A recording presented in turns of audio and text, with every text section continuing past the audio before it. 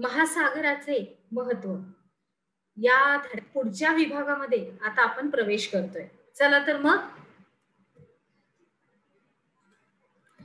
ह्याच्यामध्ये आता आपण एक सांगा पाहू या अंतर्गत आपण बघतोय काही जेवण आपल्याला इथं दिसतंय आणि आपल्या मते आपण जर नीट निरीक्षण केलं तर तिथं बरेच समुद्रातले माशांचे प्रकार आणि थोडस शाकाहारी असं पण आपल्याला दिसते. म्हणजे काय तर तुम्हाला या उपक्रमामध्ये याच्यामध्ये तुम्हाला सांगितलेलं आहे की या आकृतीचं तुम्ही नीट निरीक्षण करायचंय आणि प्रश्नांची उत्तरं लिहायची. तर आपल्या आहारामध्ये कोणत्या कोणत्या गोष्टी असतात, त्याच्यानंतर वरीलपैकी कोणते पदार्थ हे मांसाहार या गटामध्ये येतात आणि यापैकी कोणते पदार्थ हे जलचरांपासून बनवले असावे. चला, अर्थात या प्रश्नांची उत्तरं विद्यार्थी मित्रांनो तुम्हाला आपल्या वहीमध्ये नोंद करायची आहे. चला पुढे जाऊया. तर ह्याच्यामध्ये आपण एक सार्वजनिक आपलं स्पष्टीकरण आपल्या मुद्द्याद्वारे आपण चर्चा करूया की आपल्यापैकी अनेक जण आहारामध्ये मासे खातात. तुम्ही खाता का? मी खाते. तुम्ही खाता? त्याच्यानंतर आता हे मासे आपल्याला कुठून मिळतात तर नदी, तलाव, समुद्र याच्यातून मिळतात. आणि मग नदी आणि तलाव यांच्यापेक्षा महासागरातून मिळणाऱ्या माशांचं प्रमाण हे जास्त असतं आणि समुद्री जीव पकडण्याचे काम हे जगभर चालू असतं. महासागर सगळीकडे आहेत, सगळ्या अख्ख्या जगाभर आहेत. मग त्या महासागरातले जे मासे आहेत ते खाण्यासाठी काढण्याचे त्यांना शोधण्याचे काम हे जगभर चाललेलं आहे. आणि मानवाच्या प्राचीन व्यवसायांपैकी हा एक मासेमारी हा एक महत्वाचा व्यवसाय आहे. आता आपण बघितलं तर आहार हे जरी मुख्य असलं तरी त्याच्या मागे काही औषध निर्मिती, खत निर्मिती, संशोधन इत्यादीसाठी या जीवांचा वापर होतो. आता भारतामध्ये कोणते कोणते मासे आहेत बघा. सुरमई, पापलेट, तिसरे, खेकडे, बांगडा, कोळंबी, रावस, मोरी. मोरी माशालाच शार्क म्हणतात. त्याच्यानंतर इत्यादी मासे खाल्ले जातात. आणि जगाचा विचार केला तर यात अनेक प्रजातींची भर पडते. मग मानवी शरीराला लागणाऱ्या काही महत्वाच्या जीवनसत्वांचा पुरवठा हा माशांच्या सेवनातून होतो. म्हणजे काही मासे खाल्ले तर आपल्याला काही रोगांपासून मुक्ती मिळते. आता त्याची चर्चा आपण इथे नाही करत आहोत. तर आपण इथली चर्चा आपली काय आहे तर समुद्रातले जीव आणि आपल्या महासागरांचं महत्व ह्याच्यावर आपण इथे भर घालूया. पुढे जाऊया. ज्या देशांना सागरी किनारा लाभला आहे आणि इतर व्यवसायांची कमतरता आहे अशा देशातल्या लोकांचं जीवन हे पूर्णतः सागरावरच अवलंबून असतं. म्हणजे काय, मासेमारी करायची, ते विकायचे आणि उदरनिर्वाह करायचा. बरोबर. आता बघितलं तर आपण उदाहरण घेऊया मॉरिशस, मालदीव. इथे तसंच चालू असतं. छोटी छोटी बेट आहे ती, त्याच्यामध्ये असेच रोजगार निर्माण होतात. त्याच्यानंतर आपण पुढचा आपला एक तक्ता बघत आहोत की महासागर आणि हवामान. अर्थात हा तक्ता तुम्ही संपूर्णपणे व्यवस्थित निरीक्षण करायचं आहे विद्यार्थी मित्रांनो.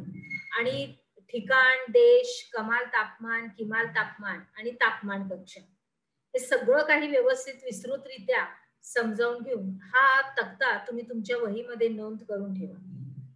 बरोबर आहे. पुढे जाऊया. आता प्रत्येक ठिकाणच्या कमाल आणि किमान तापमानातला फरक काढायचा आणि तक्त्यातल्या ज्या रिकाम्या रकान्यात ते मांडायचं आहे. मग ज्या ठिकाणाच्या तापमानातील फरक हे 10 अंश सेल्सिअस पेक्षा जास्त आहे ते रकाने लाल रंगाने रंगवायचे आणि उरलेले रकाने निळ्या रंगाने रंगवा आणि ती ठिकाणं कोणते ती सांगा. एक चांगला उपक्रमच दिलेला आहे जणू आपल्याला आपल्या पाठ्यपुस्तकातून. आणि अर्थात आपल्याला त्याला उपक्रमामध्ये सुद्धा सामील करावं लागेल, कारण थोडीशी चर्चा त्याच्यावर आपण थोडंसं बोलत आहोत, थोडंसं स्पष्टीकरण पण आहे म्हणून. त्याच्यानंतर नकाशा संग्रहातून ती ठिकाणं शोधायची. मग आता कोणती ठिकाणं ही महासागराच्या जवळ आहेत आणि त्या ठिकाणाची तापमान कक्षा ही कमी आहे की जास्त आहे ते तुम्हाला सांगायचंय. मग या तापमान कक्षेमध्ये फरक होण्यामागचं प्रमुख कारण काय असावं हे तुम्हाला सांगायचंय. आता ही सगळी स्थानं कोणत्या कटिबंधात येतात? व स्थानाच्या तापमानातील फरक किती आहे? त्याच्यानंतर कोणती ठिकाणं महासागरापासून लांब आहे आणि त्या ठिकाणाची जी तापमान कक्षा आहे ती कमी आहे की जास्त आहे ते पण तुम्हाला सांगायचे. सांगायचे म्हणजे हे सगळे जे प्रश्न आहेत हे तुम्हाला हे सगळे जे प्रश्न आहेत हे तुम्हाला आपल्या वहीमध्ये लिहायचे आणि त्याची उत्तरं सुद्धा लिहायची. मग सर्वात कमी आणि सर्वात जास्त तापमान कक्षा असलेली ही ठिकाणं कोणती आहे? त्याच्यानंतर देश, किमान आणि कमाल तापमानाचा एक स्तंभालेख काढायचा आहे आणि त्यासाठी सुयोग्य अशी रंगसंगती सुद्धा तुम्ही वापरायची.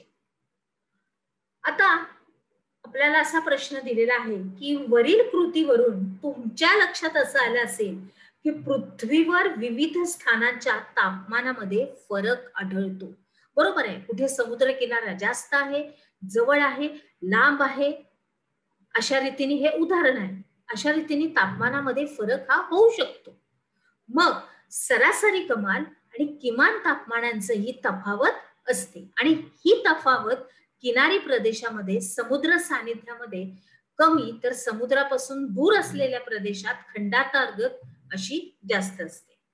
याचाच अर्थ काय होतो तर महासागर, समुद्र आणि मोठे जलाशय यांच्या सानिध्यातलं जे प्रदेशातलं जे दिवसभराचं तापमान होतं त्याच्यामध्ये फारसा फरक आढळत नाही, पडत नाही. याचं मुख्य कारण म्हणजे काय? या जलाशयातून काय होतं? पाण्याचं बाष्पीभवन होतं आणि मग हवेत मिसळणारे हे बाष्प होय.